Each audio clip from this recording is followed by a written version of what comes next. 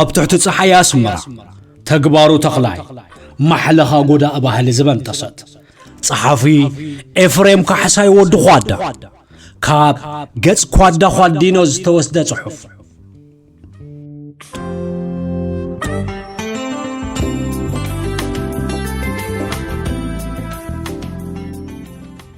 سنة باب عدماساو قانقواي كاب جاف عالم ناب جاف عالم كنا وصن كحقون نزخل دايت بات كرس حد حبرتسب زنوبرلي سنة باب زيبول حبرتسب كم لازا ويطعم زيبول حبرتسب يزقلات فتصم مقرات سلازلبلبو ابكح زبل نابراي نبر حد حد يمانمو فتصم ما فينش حد حد ينادادف ابسول كينات قحمم زخونه نابرا قلطمطم كبل نري سنة باب كاب حبرتسب تبقيسون حبرتسب زمرح وحلل فنوتي بسنة باب التخوسكوس حبرتسب فتح زناقوسو محبراو مكببار زملقو سلاماو هيوتي زمرح انبي سب طريتكوا موزيك انت سمعين موقسعنا مسلسا اعزانن كل ربي لشامبقو حننقواس انز سمعه سب قدان حدا نصبرق هيوت زغونه عيوب ازيو حلول مهزوق سمعن كله كينوت ادرزي تدلا ملا اكلاتكا خمز ورسو نمغماتو يصقم سنة باب مالتنا حدا حبرتسب زقدحو غزيف مستيات يزبل بهلو اشعات عمتات زوصري بهلو ارسطوتيلي شكسبير ون سنة باب من تدليخا مستياتكا ابل علي تنبرلو حبرتسب تخكل زبل حسابات هيوي نيرو لكعيو حد عيو سنة باب نزنبرو الحبرتسب عزيز مسن كاو تبقيسو تماليسو زنبرو الحبرتسب يزقلقل من البات كل التبهرامات عبيت سنة بابويان علمنا سنة باب مالتنا حبرتسب مقدح يزبل قزيف حسابك سفرون كلو اب حبرتسب زقبر معلتاونا بابرا بتملكة اللي مقدح مالت هيكون نزنبرو الحبرتسب كمزلو وزغرب عيو دوكومنتاري مس عيو سنة باب زقوات عطر هيكون لكعيو ما بقست عيو سنة باب كأن حبرتسب كاب حبرتسب وقع انت تبقسي نحبرتسب خونه زقبو زغربو نايمو هزو عالم نمبال يوم أرسطوتيلن شكسبيرن أما زاقبت تاريخ سنة باب صحيفهم ويحاسباتهم زعو ما أسي عيو سنة باب زد اللي زبل حدا قصال زحتت عيولو ازو حتو زي ما أسي سنة باب ساينس زد اللي وبزبل قزيف حتو قصالي يزغرب سنة بابن ساينسن حدا حبرتسب هاقواف مزقاتمو نتزقوانفو هاقواف نمدل دال يوم وطرو تعلقا زعطو شقر دايبون لحبرتسب سنة بابن ساينسن بوزو حياد ليني بمنكست أتمان بتصعق زساق حبرتسب نقديات كاب من دفت أتمان ككالاخل ساينس بزيمت أن يدليه ساينس نزو هاقواف زن مشفان مدهانيت بمزهاز نتقومات تحبرتسب يقولون له ميزانية تحزون حبرتسب بقرنا صحيتان كساقي مس جمره نزها قوافزن مفواس سنة ببعتتات بمهاز كاب قرنا صحيتاتن كم زقالاقل يزقبر سنة باب بعندر رسوم هزوي قدم حجفت سيو متحابيو بزي فلت مهزو نتسقمات حبرتسب بوحلو لاقاباب تقريبو شعيو حدا سنة بباوي تواهيلو زتوع ني إيطالياو صحافي لوجي برناندولي انت وسيدنا نتحنت خاب درساتاتو زخونت شدشت أبايات دراسيهم عم منداي تبل انترينا شدشت أبايات صحيفهم نمدلاي ناب حدا مكان تياتر مسكودو دقاقيمهم معصو حقيهم بتمدرخ زلو بوتا أو تواسقت غواسو صنقوهم مو أتوم تواسقت نتوم تبايات انتاي زخونكم يخون بلوهم أتوم تبايات تقبل أبيلهم نحنا صحافينا زتفقنا يتباياتنا نسخاتكم كمان تبهالي إلهم حتى أما صعبوا لهم أتوم تواسقت صعبا بيلهم نحنا تواسقتينا أبزمت سومونات مرئيت سلزلنا نلاما مدالنا بلو مو صحافينا ويفتارينا يلم بلو أتوم تواسقت بمقصال صحافيكم أبزم سانا يكونن بلو أتوم تبايات زروبهم بمقصال نحنا صحافينا زتفقنا تباياتنا زانتالنا متعذب تخونكم ديترئينا مسبلوهم نتوم تواسقت حتو بطبيعات بمقبال تعذب تخينهم أتوم طبيعات دما أم مدرخ بمدياب زانتو مغروم إذا وحلل تعيو سنة باب لوجي برناندولي كساب حجي خنبلز تعيو باستفالالي مدرخات عالمنا كاولدون ناتسقاقرت مدرخال عيو سنة باب كا أب حدا حبرتسب بخميزر نزب الحتو خندسس انتفتينا عيو سنة باب أب لبام دلو عشنات سلا زغرب أم مهر زلو دون قرنا سلا زستوعل أم هايم زلو لكنات سلا زرعي أب فتح زلو عمد سلا زلالي ኣብ ለገስ ዘሎ ስስዐ ኣብ ሃርጓፍ ዘሎ ልግሲ ኣብ ለይቲ ዘሎ ብርሃን ኣብ ብርሃን ዘሎ ጸልማት ናይ ሓደ ሕብረተሰብ ገላሊሁ ንፀሓይን ንፋስን ስለ ዘውቅዕ ንፋስን ፀሓይን ኣውቂዕ ድማ ናብ ብሉጽ ባህርያት ስለ ዝቕይሮም እቲ ሕብረተሰብ ገፈፍ መፈሉ እንተልዒሉ ስለ ዘይፈቱ ኣብ ልዕሊ ስነ ጥበብ ሕርቃኖም ባጭ ክብሉ ነዊሕ እዋናት ኣቁፅር እዩ ንስነ ጥበብ ብፍላይ ገዛእቲ ሓይልታት መታ ናብ ካረሻ ስልጣኖም ንነዊሕ ዓመታት ክጸንሑ ቀዲሞም ንስነ ጥበብ እዮም ዘጥቅዕዎ ብዘይካ ንውልቃዊ መሳርሒኦም ናብ ካልእ መዓላ ዘድህቡ ዕዮ ስነ ጥበብ ከየቕረቡ ብሓደ ጽኑዕ ማዕጾ ናብ ሰንሰርሺፕ እዮም ዘሕልፍዎ ልክዕዩ ዝኾነ ስነ ጥበባዊ ዝነበረላ ዓለም ስልጣን ኣይፈቱን ንኣብ ስልጣን ዝነብሩ ሰባት ግና ሰላም ዝኸልእ ስለ ዝኾነ ገዛእ ሓይልን ዕዮ ስነ ጥበብ ናይ ዘይረብሕ ሰባት መእከቡ ምዃኑ ካብዛ ሓሊፉ ድማ ቀስቃስ ዘይድልዮ ኣነዋር ተግባራት እዩ ብምባል ኣብ ልዕሊ ስነ ጥበብ ዘይበሃል ምጥቃር ጸኒሕን ኣሎ ምልሲና ንድሕሪት ብዛዕባ ፕላቶን ትርኢና ካብታ ሪፐብሊካን ትብል መጽሓፍ ንስነ ጥበባውያን ኣባሪርዎም ፕላቶ ንባዕሉ ስነ ጥበባውን ኩሉ ንስነ ጥበባውያን ካብታ መጽሓፍ ምስጓጉ ከም ቀንዲ ምኽንያት ዘቕርቦ እዞም ስነ ጥበባውያን ናይ ገዛእ ርእሶም ኣተሓሳስባ ዘይብሎም ሻምብቆታት ኣምላኽ እዮም ካብዛ ሓሊፎም ድማ ንመንፈስ ደቂ ሰባት ከራኸሱ ዝኽእሉ ጽዩፍ ወሲባዊ ስምዒታት ከላዕሉ ስለ ዝኽእሉ ኣብዛ ሪፐብሊክ ዘርእስታ መጽሓፈይ ቦታ የብሎምን እዩ ዝበለ ኣብዛ ሪፐብሊክ ቦታ ዘለዎም ንኣማለኽቲ ዝውድሱን ንሓርበኛታት ዝገልጹን ዕዮ ስነ ጥበብ ጥራይ እዩ እዚ ቦታ ዝወሃቦም ብምባል ጽሑፋቱ ስፊርዎ ይርከብ ፕላቶ ንስነ ጥበባዊ ኩነሱ ከም ዝመበሊ እንታይ ይብልካ ንድሕሪት ምስ ትምለስ ዋላ እኳ ኣብ መቐናይ ግዜ ኣብ ፍጺሙ ክራኸብ ዘይክእል እዋን ምስ ሆመር ንምንባር ጋና ፕላቶ ከም ናይ ሆመር ግጥምታት ክቕርብ ዓቕሚ ስለ ዘይነበሮ ካብ ቀንዕ ብምብጋስ እዩ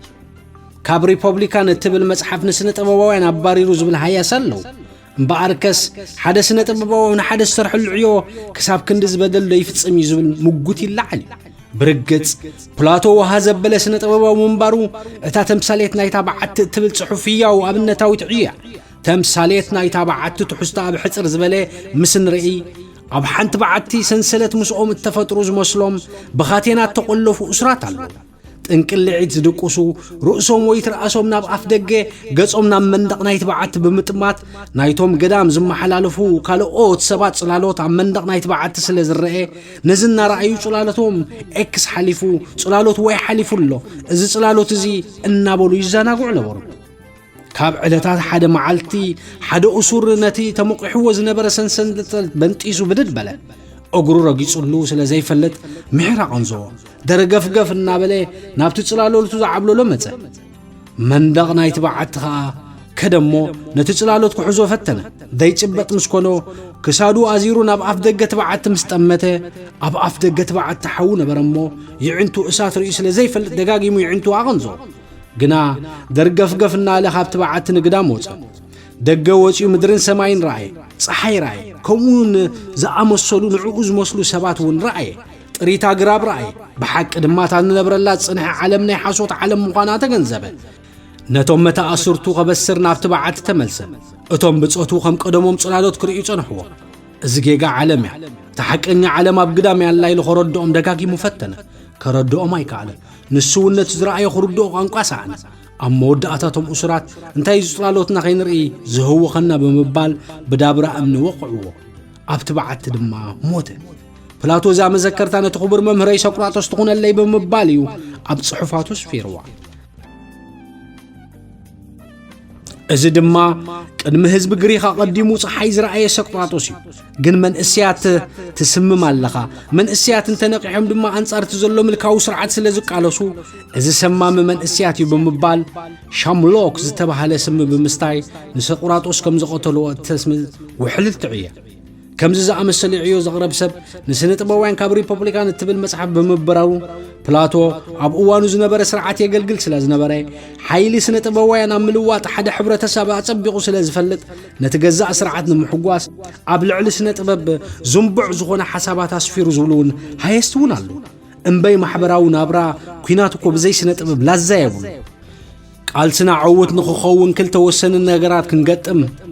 ببرتن ببرع عندما يقالسنا برتن صلايتنا خنقتلو برع عندما ባህልናን ስነ ጥበብናን ምእንታን ከነቃል ዝብል ናይ ማኦ በህሎ በዘይካ ስነ ጥበብ ኩሉ ሓድጊ ዕዮ ስነ ጥበብ በሓፈሻ ሙዚቃ ድማ ብፍላይ ንመንፈስ ወዲ ሰብ ናይ ምጽራይ ባህርያት ስለ ዘለዎ ሙዚቃን ህዝብ ዓለም ኣብ ዘስቆርቆረሉ ኣብ ዝነደሉ ኣብ ዝድሰተሉ ወዘተ ንመንፈሱን ንምልዛብን ወኑን ምንቅስቃስ ዓቢ ታሪኽ ከም ዘለዎ ዝኾነ ሰብ ግሉጽ እዩ ዝኾነ ሕብረተሰብ ኣብ ደርፊ ዘለዎ ስምዒት ኣዝዩ ዋላ ልዑል ይኹን ንደረፍትን ስራሕቱን ግን ዝተፈላለየ ምስምታት እናፈጠረ ክናኣስን ክዋራድን ይረኣዩ እዚ ዕዮ እዚ ናብ ዘይረብሑ ሰባት ዕዮ እዩ ናይ ጽዩናት ዕዮ ዋጦት ወዘተረፈ እናበለ ኣብ ዝኾነ ሕብረተሰብ ክካየድ ዝጸንሐ ክሳብ መውስዎ ዝኸልክል ገይሮም ዝቆጥሮ ሰባት እውን ኣለዉ ብደቂቕ ክነስተውዕለሉ ምስ ንጅምር ስነ ጥበባዊ ክኸውን ዘይደሊ ሰብ የለን መራሕቲ ሓያላት ሃገራት እኮ ስነ ጥበባውያን ናይ ምዃን ልዑል ባህጊ ኣሎ ሮናልድ ሬገን መራሒ ዓባይ ኣሜሪካ ገጣም ናይ ምዃን ልዑል ድሌት ስለ ዝነበሩ ቅድሚ መደረ ህዝብና ኣሜሪካ ምስምዑ ግጥሚ የቕርብ ምንባሩ ናይ ቀረባ ተዘክሮ እዩ ትምኒቱ ነገር ክተርከወሉ ዘይትኽእል እንተኾንካ ኣብ ክንድን ዋናታቱ ምስጓግ ንዓኣቶም ቁንጻብ ከምቲ ናይ በርበረ ልዑል ድሌት ዝነበራ ሰበይቲ ቢላ በርበረ ምስኣነት በርበረ ኸዓ ካብ ምምራር ሓሊፉ እንታይ ጥቕሚ ኣለዎ ዝበለት ስነ ጥበብ እምቢ ዝበሎም ንስነ ጥበባውያን ካሰሃሉ ናይ ነዊሕ እዋን እንተጸኒሐ እዩ ኣብ ሙዚቃ ኤርትራ እቶም ኣብ ኡሩ ተኸለል ድምፃውያን ኮይኖም ዝደርፉ ዝነበሩ ግዳይ ሕማቕ ፀርፍታት ኮይኖም ኣብዚ ሞያ እዚ ብፍላይ ኣብ ሱሳታት ካብ ዝነጥፉ ዝነበሩ ኣባላት ማሕበር ማታኣ ማሕበር ቲያትር ኣስመራ መብዛሕትኦም ደቂ ተባዕትዮ ኮይኖም ሒደት ደቂ ኣንስትዮ ዝነብሩ ጉጅለ እዮም ጓል ኣንስተይቲ ኾንካ ኣብዚ ሞያ እዚ ክትነጥፍ እሞ ምስቲ ፀቕቲ ጓል ኣንስተይቲ ጌና ዘይብለሉ ሕብረተሰብ ኪኖ ዋጢት ናብ ካልእ ኣዝዩ ክተስምዖ ዘሰቅቕካ ፀርፊ እዮም ዝኣትዉ ዝነበሩ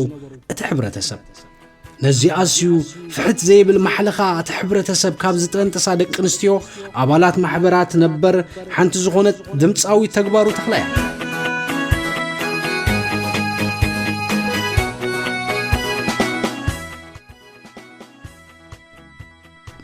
ድምፃዊ ተግባሩ ተኽላይ ካብ ኣባኣ ተኽላይ ኣባይን ካብ ኣዴኣ ወይዘሮ ወነሽን ቀለታ ኣብ ከባቢ 1949 ዓመተ ምህረት ፈረንጂ ኣብ ኣስመራ ሓድሽ ዓዲያ ተወሊዳ ዕድሚኣ ንትምህርቲ ምስ ኣኸለ ኣብ ቤት ትምህርቲ ሲታ ክሳብ ሻድሻይ ክፍሊ በፂሓ ገና ብንእሳ ምስ ኣቶ ታደሰ ሚካኤል ቃል ኪዳን ኣሲራ ሓዳር ገበረት እንተኾነ ብዙሕ ከይከደታ ሓዳር ኣብ ፍትሕ በፂሑ ዝነበራ ናይ ሙዚቃን ትልሂትን ድሌት ንኽተማልእ ናብ ማሕበር ቲያትር ኣስመራ ማታ ኣመብለት ነዚ መንገዲ ዝኸውን ንኽኸውን ተሓገዛ ገዲም ድምፃዊ ዑስማን ዓብደልረሒም ምስ በዓል ተግባሩ ተኽላይ ናይ ቅዱስ ሚካኤል ማሕበር ስለ ዝነበሮ ናይ ሳዕስዒት ክእለታ ናይ ተግባሩ ምስ ተስተባሃለ ናብ ማታ ክትከይድ ሓበራ ኣርኣያ በላይ ስምዒታታ ብምግንዛብ ኣብቲ ሽዑ እዋን ማታ ንጋሽ ባርካ ትኸይድ ስለ ዝነበረት ብ15 ቅርሺ ንጋሽ ባርካ ምስኦም ኣርያ ክትምለስ ሒዞማ ንጋሽ ባርካ ኸዱ ብጊዜያውነት ከም ተላሃይት ክትሰርሕ ተሰማምዑ ተላሃይት ኮይና እናሰርሐት መጀመርታ ግዜ ተመዝገን ገብሪ ህይወት ዝደረሰላ ደርፊ ብርሃን ዓይነይ ፀሓይ ልበይ ትብል ደርፊ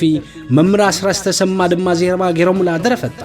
ኣዝዩ ደስ ዝብል ድምፂ ስለ ዝጸንሓ ከም ድምፃዊት ክሰርሕ ጀመረ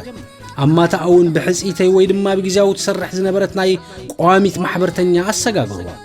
መምራ ስራስ ተሰማ ቀፂሎም ሰለስተ መሓዙት ትብል ደርፊ ክሳብ ሎማ ኣዝያ ህብብቲ ዘላ ደርፊ ሃብዋ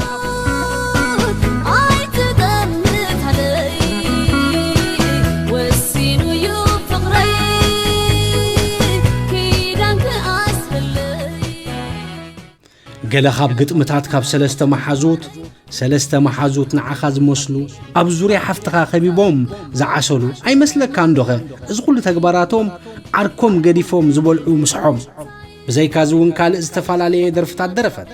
ምስ ማታ ኣብ ምዃን ድማ ኣብ ሙሉእ ኢትዮጵያ ዑደት ብምግባር ማታ ኣዝዩ ዘደንቕ ምርኢት ረአየት ማታ ሓያል ዝኾነ ሃገራዊ ደርፍታት ተወፍር ስለ ዝነበረት ኣብ ኣስመራን ከላ እልፍ ኣእላፍ መንእሰያት ግሕጥ ኣቢላ ንሜዳ ዘውፅእ ደርፍታት ዘቕረበት ሓያል ጉጅለ ነበረት ናብ ኢትዮጵያ ምስ ከደት ኣብ ኣዲስ ኣበባ ቀዳማዊ ሃይለ ስላሴ ቲያትር ምርኢት እንዳገበረት ተበርህ ተስፉነይ እቲ ገዛና ዓብ ህድሞ ምስ ደረፈት ወዲ ኮኸብ ዕዳጋ ዓርቢ ኣብ ኣዲስ ኣበባ ኣብ መድረኽ ፍሊት ሒዙ ብምድያብ ፍሊት ምስ ነፍሐ ኣብኡ ዝነበረ ጨጉሪ ርእሲ ህዝቢ ኤርትራ ሃገራዊ ወኑ ሰማይ በፅሐሞ በጣቕዒትን ፊስካን መሬት ኣደንቕዋ ኣብኡ ዝነበሩ ክፍሊ ሳንሱር ዝሓደገኛ ትሕዝቶታት እንደገና ናብ ህዝቢ ከይቀረቡ ቆረፅዎም ድሕሪ እዚ ምርኢት ናብ ባህር ዳር ሻሽምነ ድሬዳዋ ጎንደር ኣዲስ ኣበባ ደጋጊሞም ኣርኣዩ ተግባሩ ተኽላይ ህቡብነታ እናዓበየ መፀ እዛ ድምፃዊት እዚኣ ነቲ ኩሉ ብድሕሪኣ ባህሊ ዝወረደ ዝነበረ ኣዝዩ ደስ ዘይብል ደርፍታት ተፃዊራ ምስ ብፆታ በዓል ተበርህ ተስፉ ናይ ኢትዮጵያ መድሃኔ ለተብርሃን ዳኛው ኣልጋነሽ ክፍሉን ካልኦትን ብምዃን ነዚ ሕጂ ብጃሕጃሕ ዝብላ ደቂ ኣንስትዮ ደረፍቲ ተኸቢቡ ዘሎያ ሞያ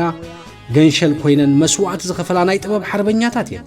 ተግባሩ ተኽላይ ካልኣይ ሳዕ ምስ ተጻወታይ ናይ ቁርሶ ኣኮሎግዛይ ዝነበረ ዮሃንስ ሓጎስ ማቻሎ ሓዳር ጌራ ሰለስተ ቆልዑት ወሊዳ ኣብዚ እዋንዚ ኣብ ባህላዊ ጉዳያት ኣብ ቤት ጽሕፈት ሲጨንፈር ሙዚቃ ትሰርሕ ኣላ ንኸምዚ ዝኣመሰለ ናይ ብሓቂ ድፍረት ዝሓትት ስጉምቲ ዕፀይ ምፀይ ከይበለት ነቲ ዘፍቅሮ ሞያ ዝተባህለ እንተተባህለ ተደፊእን ስርሓላሉ ስነ ጥበባውያን ኩሉ ዳርጋ ብህይወት የለዋን ነተን ዘለዋ ከም በዓል ተግባሩ ተኽላይ ግን ብሓፈሻ ህዝቢ ብፍላይ ድማ ኩልኹም ስነ ጥበባውያን ንዝገበርኩምላ ወይ ግበሩሎ ወይ ንገሩሎ እንዲ ነዛ ነብሳ ወፍያን ሞያ ስነ ጥበብ ዘዕቤት ሕጂ ኣብ እርጋን ኣጆኹ ክንብላ ሞያዊ ሓላፍነትና እዩ ክትሕግዙ ትኽእሉ ኣጆኹ ብምባል ነዴና ተግባሩ ተኽላይ ክነተባብዓ በዛ ቴሌፎን ቁጥር ድማ ደዊልና ሞራላዊ ደገፍ ካልእን ክንገብረላ ንእቲ ደልዮ እንሆ ኣድራሻ ብቐጥታ ናይ ኢድ ሞባይላ ቁጥር ቴሌፎን 0711889898 ወይ ድማ ናይ ገዛ ቁጥሪ ቴሌፎን 118668 ብምድዋል ኣጆኹ ብምባል ነተባብዓያ ካብ ኳዳ ኳዲኖ ዝተወድሐ ጽሑፍ ኣብ ትሕቲ ፀሓይ ኣስመራ